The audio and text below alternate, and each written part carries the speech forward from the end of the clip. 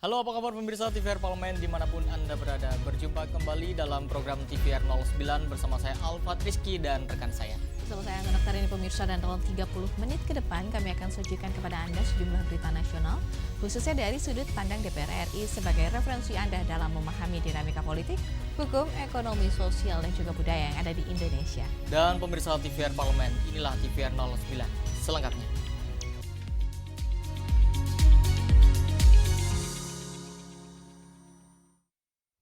Pemirsa, penguatan kapasitas Polri tidak hanya melalui perlengkapan lapangan, tetapi juga kemampuan menghadapi kejahatan berbasis teknologi yang semakin kompleks. Komisi 3 DPR RI melaksanakan rapat kerja bersama Wakil Kepala Kepolisian Negara Republik Indonesia untuk membahas laporan kinerja tahun 2026 serta rencana kerja dan anggaran tahun 2027 guna memperkuat kebutuhan penguatan sumber daya manusia dan sarana pendukung penyidikan serta kesiapan menghadapi tantangan keamanan. Anggota Komisi 3 DPR RI Safarudin menilai kelengkapan peralatan dan sarana pendukung perlu menjadi prioritas untuk menunjang pelaksanaan tugas kepolisian. Menurutnya, kesiapan perlengkapan operasional menjadi faktor penting dalam mendukung keselamatan personil sehingga mampu meningkatkan efektivitas pelayanan dan penegakan hukum. Jangan sampai ada peralatan Polri yang tidak dilengkapi. Seperti yang kemarin kan isu yang berkembang itu kan, rantisnya itu tidak punya alat sensor atau apa, sehingga tidak melihat. Jangan sampai anggota jadi korban di lapangan. Kebutuhan penguatan tidak hanya mencakup aspek perlengkapan lapangan. Seiring perkembangan teknologi, pola kejahatan juga mengalami perubahan dengan memanfaatkan sarana digital dan sistem keuangan yang semakin canggih. Anggota Komisi 3 DPR RI Abdullah menilai kondisi ini menuntut peningkatan kapasitas personil dan kemampuan penanganan kejahatan siber agar aparat mampu menyesuaikan diri dengan tantangan keamanan yang terus berkembang. Bagaimana kebocoran yang memang secara budaya atau secara iklim sekarang sudah sangat berbeda dengan yang masa lalu. Sekarang tidak konvensional, menggunakan kripto, menggunakan alat-alat keuangan yang memang canggih, sedangkan kita lihat anggarannya memang sangat kurang. Muhammad Esa, TVR Parlemen, melaporkan. Pemirsa, Komisi 5 DPR RI menilai penguatan kapasitas Basarnas harus didukung dengan anggaran yang memadai agar respon terhadap musibah dapat berjalan lebih optimal. Turunnya pagu anggaran Basarnas di tengah meningkatnya kebutuhan penanganan musibah menjadi sorotan Komisi 5 DPR RI. Pada tahun 2026, pagu anggaran Basarnas mencapai 1,4 triliun rupiah. Sedangkan tahun 2027 ditetapkan sebesar 1,2 triliun rupiah. Dengan kata lain, berkurang 200 miliar rupiah. Penurunan ini dinilai tidak sejalan dengan kondisi Indonesia yang banyak diterpa musibah bencana alam, sehingga butuh penanganan cepat dan maksimal.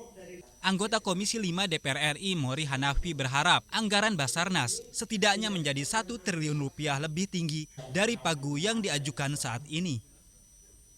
Banyak sekali musibah-musibah ya yang membutuhkan penanganan ya, musibah kecelakaan, musibah banjir dan sebagainya yang butuh penanganan dari Basarnas. Dari tahun itu meningkat, tapi anggarannya dari tahun ke tahun malah menurun.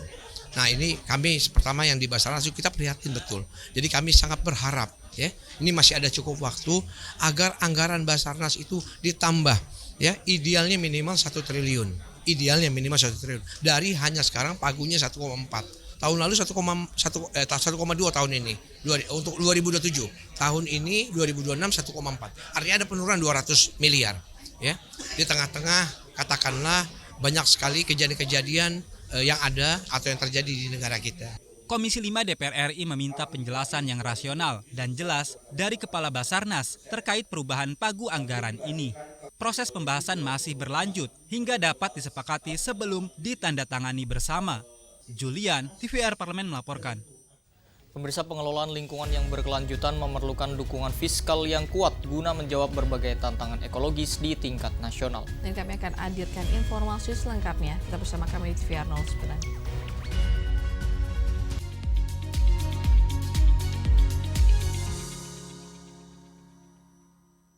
Hanya si anak ini ketika saya tanya, apakah dulu pernah terjadi? Kan udah lama itu seperti itu, bilang Oke. begitu.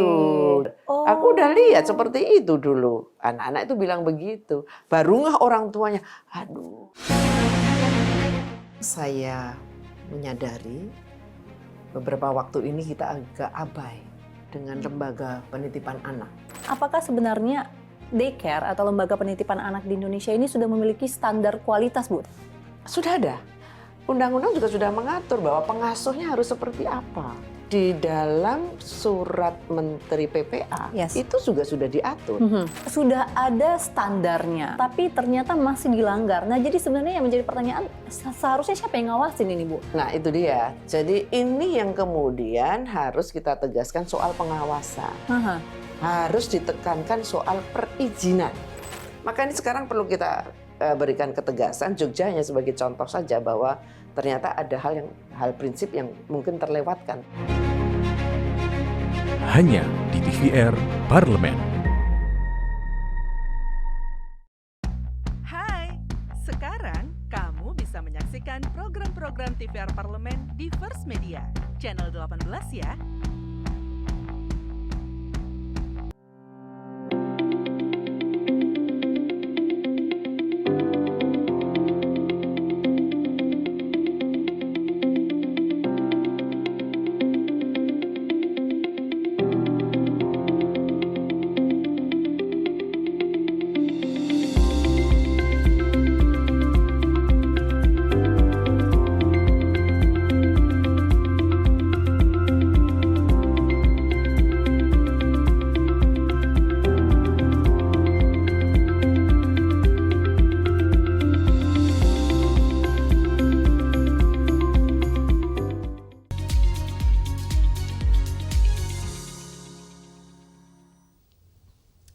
Pemirsa, kembali di TVR 09. Pemirsa, Komisi 12 DPR RI menilai penguatan anggaran Kementerian Lingkungan Hidup merupakan kunci agar program pelestarian lingkungan dan pembangunan berkelanjutan dapat berjalan secara optimal.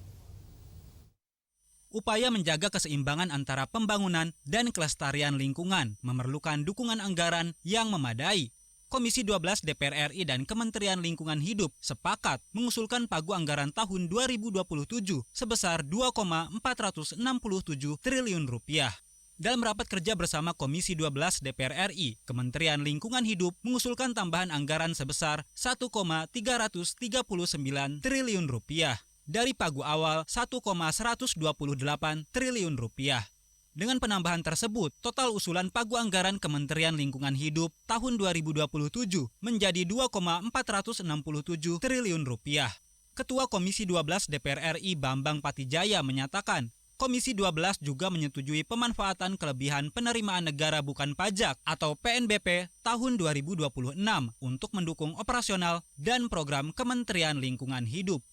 Karena sangat dibutuhkan. Tadi kita sudah mendengar apa yang menjadi garis bawah penyampaian Menteri Lingkungan Hidup, bahwa keinginan dan semangat untuk membangun dengan kecintaan kita kepada melestarikan lingkungan, titik temunya itu di Kementerian Lingkungan Hidup. Ya, sehingga kemudian di dalam bagaimana mengawali itu semua, memang diperlukan anggaran yang harus besar dan optimal, sehingga dengan demikian pembangunan dapat berjalan, tetapi juga keselarasan terhadap lingkungan itu dapat tetap terjaga. Jadi di sini penting peran daripada lingkungan hidup. Menurut Bambang, dukungan anggaran yang kuat menjadi kunci agar program pelestarian lingkungan dan pembangunan berkelanjutan dapat berjalan secara optimal. Elvi dan Ridwan, TVR Parlemen melaporkan. Pemirsa, koordinasi antar lembaga dinilai menjadi faktor penting untuk mempercepat penurunan angka stunting sekaligus memastikan efektivitas penggunaan anggaran negara. Target capaian prevalensi stunting sebesar 14% pada tahun 2029 menjadi tantangan pemerintah saat ini. Anggota Komisi 9 DPR RI Edi Wuryanto menilai penguatan koordinasi dan sinkronisasi program antar kementerian dan lembaga menjadi kunci sebagai upaya percepatan penurunan stunting nasional. Edi menyebut berdasarkan Peraturan Presiden Nomor 72 Tahun 2021, BKKBN masih menjadi leading sektor dalam percepatan penurunan stunting. Namun, perkembangan program prioritas nasional menunjukkan bahwa BGN memiliki peran strategis dengan dukungan anggaran yang sangat besar. Nah, kan Perpres 72 tahun 2021 masih on, di mana Kemendikbud Bangka BKM itu lebih sebagai leading sektor. Tapi kalau melihat program prioritas nasional, stakeholder utamanya adalah pada BGN yang anggarannya besar, maka kami mengusulkan pada pimpinan pada rapat berikutnya harus dievaluasi. Harus ada sinkronisasi, harmonisasi antara BKKBN dikoordinasikan dengan BGN yang memang mitra Komisi 9, termasuk juga Kemenkes yang memiliki program spesifik stunting, kan intervensi spesifiknya ada di Kemenkes, intervensi sensitifnya ada di BKKBN. Maka ke depan ini antara BKKBN, Kemenkes, dan BGN menjadi pilar penting yang harus disinkronkan oleh Komisi 9 agar target stunting di 2029 bisa 14%. Lebih lanjut, Edi menegaskan evaluasi akan dilakukan secara berkala untuk mengukur pencapaian target stunting tiap tahunnya. Dodi Muharom, TVR Parlemen melaporkan. Di tengah berkurangnya transfer pusat ke daerah, Komisi 11 DPR RI menilai penguatan pendapatan asli daerah menjadi kunci menjaga stabilitas fiskal dan keberlanjutan pembangunan. Kebijakan pemotongan transfer ke daerah atau TKD oleh pemerintah pusat memengaruhi kondisi fiskal tiap pemerintahan daerah, termasuk Provinsi Sumatera Selatan. Merespon hal tersebut, Komisi 11 DPR RI mendorong pemerintah daerah mengambil langkah mitigasi resiko fiskal demi menjaga stabilitas keuangan daerah. Wakil Ketua Komisi 11 DPR RI Fauzi Amro mengapresiasi langkah DPRD Provinsi Sumatera Selatan yang membentuk Pansus Optimalisasi Pendapatan Daerah sebagai respon atas dampak menurunnya alokasi TKD. Ketidakseimbangan fiskal itu yang membuat kadang-kadang Pemda minjam ke SMI atau ke lembaga-lembaga lainnya. Nah, ini yang kita hindari. Nah, oleh sebab itu kehadiran Pak Nasir, Pak Toyib, dan Pak Haikal dan kawan-kawan Pansus potensi pendapatan optimalisasi PAD, artinya dengan Bapeda juga tadi harus bisa mengklaster potensi-potensi kemungkinan besar yang bisa dimasukkan sebagai pendapatan daerah itu apa. Sementara itu, Ketua Pansus Optimalisasi Pendapatan Daerah DPRD Sumatera Selatan M. Nasir mengatakan pihaknya kini berupaya fokus memaksimalkan potensi pendapatan asli daerah yang telah ditemukan. Alhamdulillah kita setelah berjalan 4-5 bulan yang lalu, yang pertama dari pajak daerah. Pajak daerah itu luar biasa. Tadi disampaikan oleh kawan-kawan kita bahwasanya salah satu pajak daerah yang terbesar itu potensinya yaitu PBBKB, pajak bahan bakar kendaraan bermotor. Yang tahun lalu kita tembus di angka 1,7 triliun, harapan kita di tahun 2026 ini bisa tembus di angka 2,5 sampai 3 triliun. Artinya seperti itu yang pertama. Yang kedua, kita ada pendapatan daerah yang sah dari unsur badan usaha milik daerah atau BUMD. Kendan Rangga, TVR Parlemen melaporkan. Di balik padamnya listrik ada kerugian ekonomi, gangguan pelayanan publik hingga risiko keselamatan yang harus ditanggung masyarakat. DPR RI menilai penanganan tak boleh berhenti pada pemulihan sistem kelistrikan. Evaluasi kepada kebijakan energi perlu dilakukan agar ketahanan energi nasional tetap terjamin. Pemirsa, informasi selengkapnya kami hadirkan sesaat lagi. Tetaplah di TVR 09.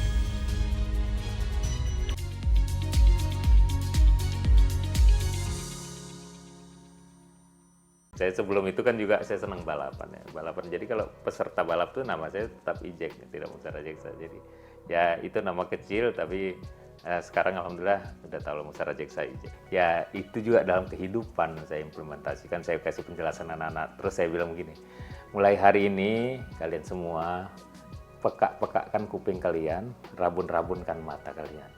Kenapa? Saya bilang karena bakal banyak lah ini namanya kita mau bertanding. Banyaklah berita atau segala sesuatu yang mungkin tidak enak didengar. Jadi kalau hanya pilihannya IMI, PMI. Kalau secara hobinya ya IMI. Tapi bukan berarti. Nah, stop. Yang ini Pak. Nah, boleh diceritakan Pak, ini apa nih Pak? Ini pada waktu itu saya naik KRL, karena saya tinggal di Bintaro. Saya naik KRL ke Parlemen. Saya sekarang lagi mau kepengen saya mau nyetir sendiri pakai mobil tua ke kantor. Mobil-mobil hobi lah, mobil-mobil hobi. Ya biar juga ini ya memotivasi juga biar anak-anak otomotif yang lain nggak usah malu-malu. Ternyata anak otomotif bisa juga kok jadi anggota dewan. Dan dia hobinya balapan ya sudahlah. Cuman terkadang mikir juga wah double pengeluaran tuh. Hanya di TVR Parlemen.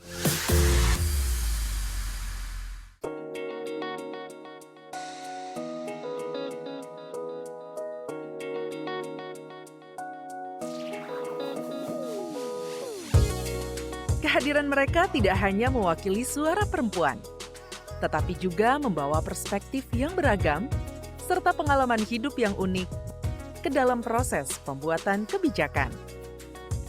Saksikan Perempuan Parlemen hanya di TVR Parlemen.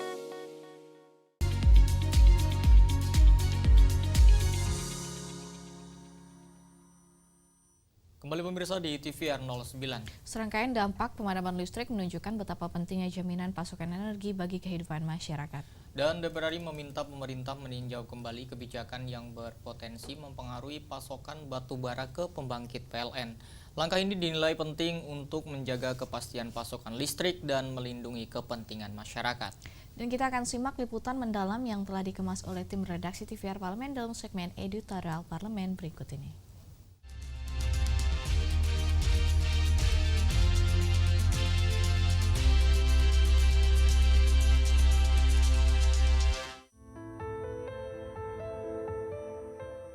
Seorang lansia jatuh ke sumur sedalam 6 meter buntut pemadaman listrik bergilir PLN. Saat hendak ke dapur, Farida yang berusia 66 tahun terjatuh ke dalam sumur timba tak berpenutup karena minimnya penerangan. Masyarakat kian resah. Pasalnya, pemadaman listrik bergilir yang telah berlangsung selama beberapa pekan terakhir telah mengganggu aktivitas dan menghantam perekonomian masyarakat. Para pelaku UMKM makanan hanya bisa pasrah melihat produknya basi. Layanan publik seperti sekolah dan rumah sakit juga ikut terganggu, bahkan sempat lumpuh. Sementara, para ibu menyusui harus membuang stok ASI perah yang telah dikumpulkan kantong demi kantong karena tak lagi layak untuk dikonsumsi sang bayi. Ini bisa menghambat banyak hal, bisa keamanan, bisa produktivitas industri, bisa industri kecil, bisa UMKM dan lain sebagainya. Ini membahayakan sekali. Lebih baik negara memberikan subsidi dalam hal ini melalui APBN-nya daripada rakyat dikorbankan di dalam keamanannya, dikorbankan dalam industrinya, dikorbankan dari UMKM-nya, yang lain-lain, karena banyak sekali dampaknya. Katakanlah itu industri ayam potong misalnya, udah mati itu. Gangguan pasokan batu bara ke beberapa pembangkit PLN, terutama batu bara dengan kalori tinggi, disebut sebagai salah satu faktor blackout PLN. Pemerintah mengakui terdapat kekurangan pasokan sekitar 18 hingga 20 juta ton dari kebutuhan batu bara per tahun. Selain itu, PLN juga terkendala teknis distribusi kelistrikan. Sebelumnya, pemerintah diketahui memangkas kuota produksi batubara nasional menjadi sekitar 600 juta ton dengan maksud untuk menjaga keseimbangan pasar dan mengerek harga komoditas. Meski begitu, angka ini turun signifikan dari realisasi tahun sebelumnya yang mencapai 790 juta ton. Pemangkasan ini berpotensi mengganggu pasokan batu bara dalam negeri, khususnya di sektor kelistrikan. Krisis listrik sangat mungkin terjadi jika pasokan batu bara untuk kebutuhan pembangkit listrik tak terpenuhi. Tekanan ekonomi masyarakat sudah sulit hari ini, bahkan tanpa persoalan listrik yang membayangi. Karenanya, kebijakan energi harus kembali dikaji dan dievaluasi agar masyarakat tak perlu melulu was-was, agar pelaku UMKM dan pengusaha tak melulu merugi. Anak-anak berhak belajar dengan tenang, para pasien juga berhak atas layanan dan alat-alat kesehatan yang memadai. Target ketahanan energi yang ditenggat pemerintah dalam 3 tahun juga semestinya diperhitungkan. Karenanya, kebijakan energi seharusnya mengarah pada keberlanjutan yang manfaatnya dapat dinikmati masyarakat. Pemadaman listrik tak sesederhana padamnya lampu, tetapi hambatan bagi kehidupan masyarakat. Gangguan pasokan energi dapat menjadi tragedi jika tak serius diberi atensi. Meski Presiden telah memanggil para menterinya untuk menyelesaikan persoalan pemadaman listrik, pemerintah mesti membedah kembali kebijakan di sektor ini untuk menyelesaikan akar persoalan. Blackout tak boleh terjadi lagi. Jatuhnya korban harus berhenti sampai di sini. kita ingin adalah kecukupan untuk suplai batu bara terutama ke PLN itu betul-betul bisa tercukupi secara baik. Nah, langkah-langkah yang kemarin mungkin terkait dengan pembatasan, yang saya kira pembatasan itu sendiri juga ada logika berpikirnya, tetapi sampai sejauh mana titik temu antara logika berpikir pembatasan dengan logika berpikir ketahanan energi terutama terkait dengan suplai batubara di PLN. Nah, ini yang menjadi perhatian serius khususnya di Kementerian SDM ya, untuk bagaimana meninjau ulang apakah pembatasan itu juga berdampak kepada kinerja PLN yang akhirnya kemudian terjadi blackout hampir secara nasional.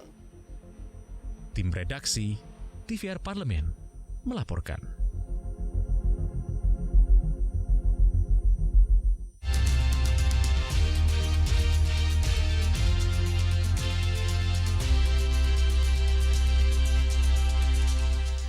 Ya Anggun, kayaknya kita di Jumat ini akan mengajak pemirsa untuk melihat salah satu wisata yang ada di Sukabumi. Ini ada Pantai Ujung Genteng menjadi salah satu destinasi wisata andalan di pesisir selatan Sukabumi. Ini tentunya dengan panorama laut yang memukau. Yang menarik Alfat, di tempat ini, pantai ini dikenal dengan hamparan pasir putih, ombak yang besar, serta suasana alami yang masih terjaga. Tak hanya menawarkan keindahan pesisir, Ujung Genteng juga menjadi rumah bagi beragam kekayaan hayati laut. Tentunya informasinya akan kami hadirkan sesaat lagi. Tetaplah di TVR 09.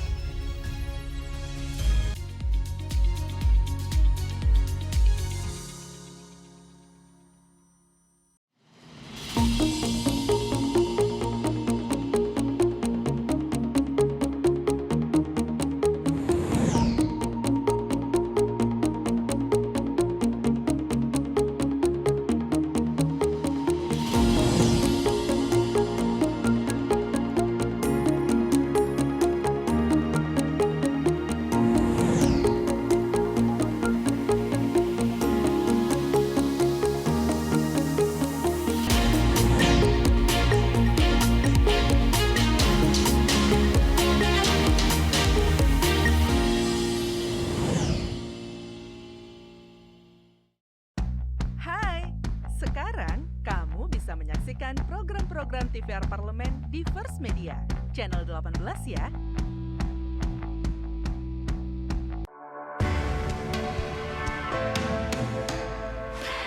Dari ruang sidang Senayan, Jakarta, menyajikan liputan langsung kinerja DPR RI.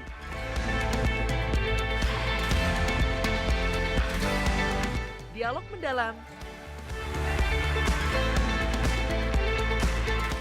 investigasi, dan profil wakil rakyat. TVR Parlemen kini hadir 24 jam.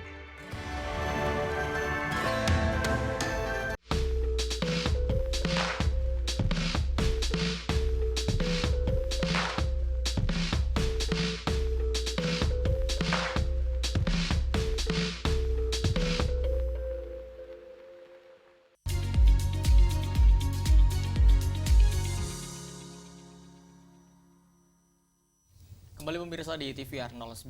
Salah satu daya tarik Ujung Genteng adalah penangkaran penyu, di mana pengunjung dapat menyaksikan proses pelepasan liar tukik ke laut. Dan perpaduan pantai yang indah, kehidupan bawah laut, dan pesona alam yang tenang menjadikan Ujung Genteng layak disebut sebagai surga pesisir selatan Sukabumi. Dan selanjutnya kita akan menyaksikan Pantai Ujung Genteng, surga pesisir selatan Sukabumi dalam segmen Intips, informasi dan tips berikut ini.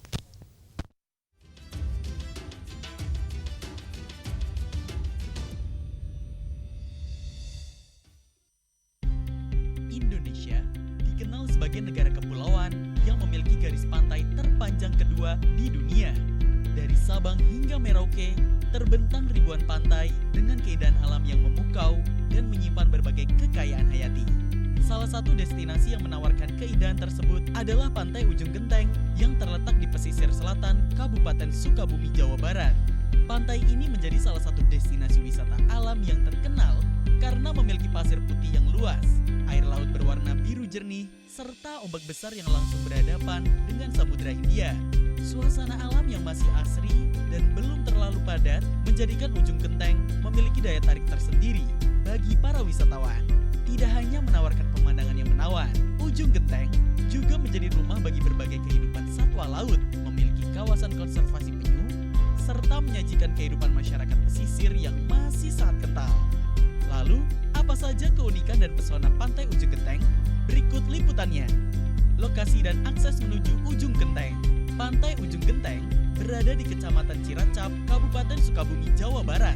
Lokasinya berada di bagian paling selatan Kabupaten Sukabumi dan langsung menghadap Samudra Hindia.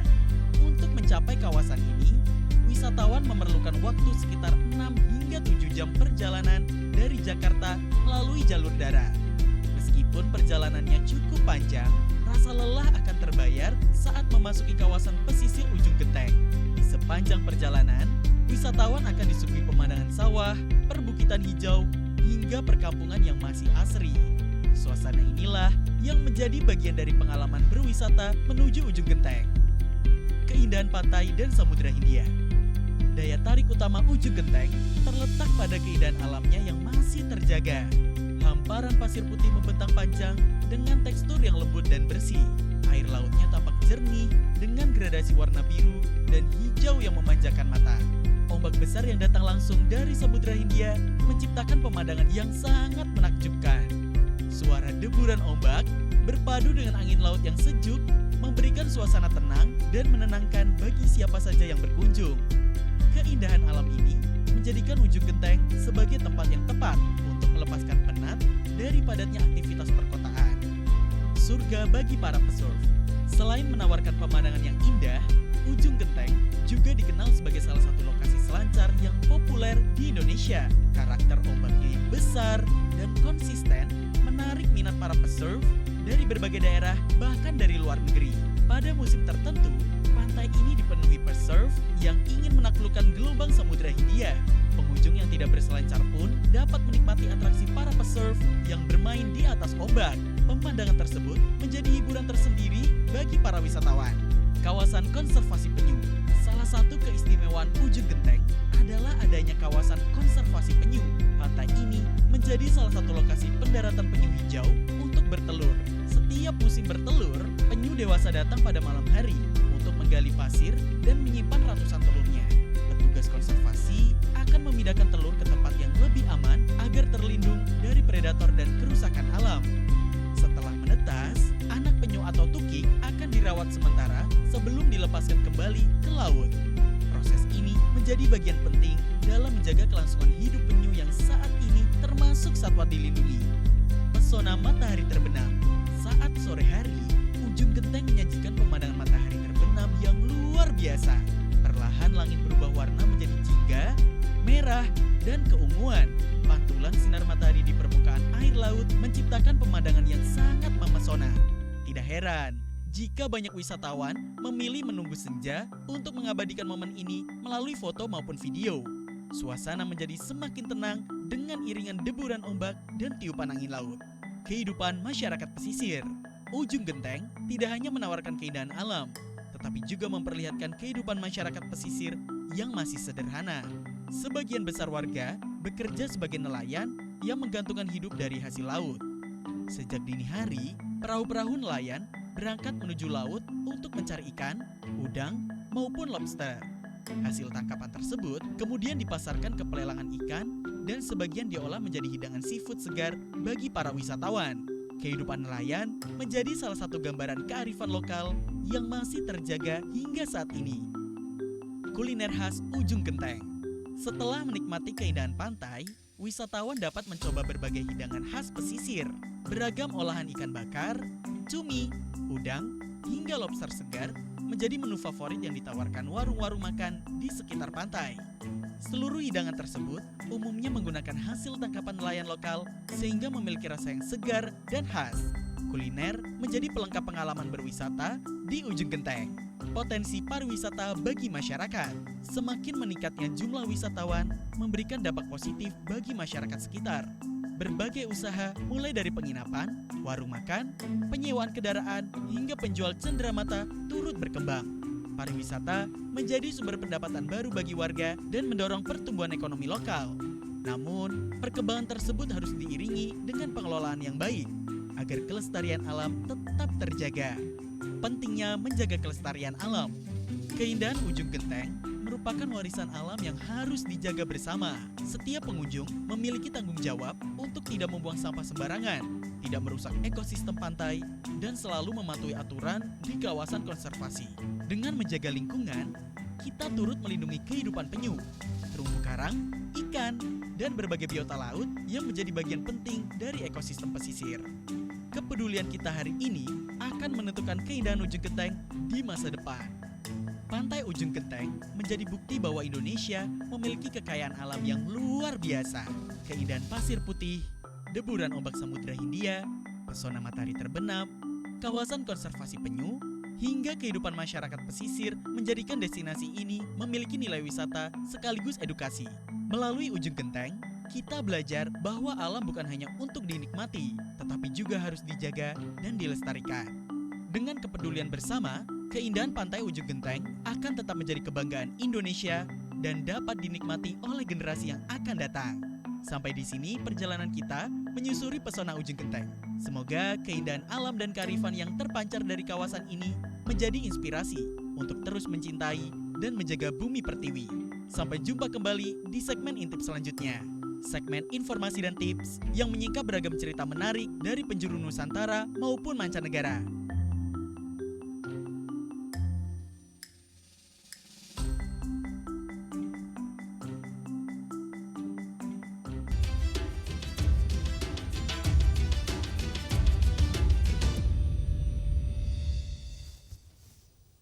Pemirsa TVR Parlemen, demikianlah TVR 09 edisi pagi ini. Segenap kru TVR Parlemen yang bertugas mengucapkan terima kasih telah menyaksikan TVR 09 hari ini. Saya Anggun Oktarini dan juga rekan saya Salvat Rizky. Pemirsa, sampai berjumpa kembali di TVR 09 selanjutnya.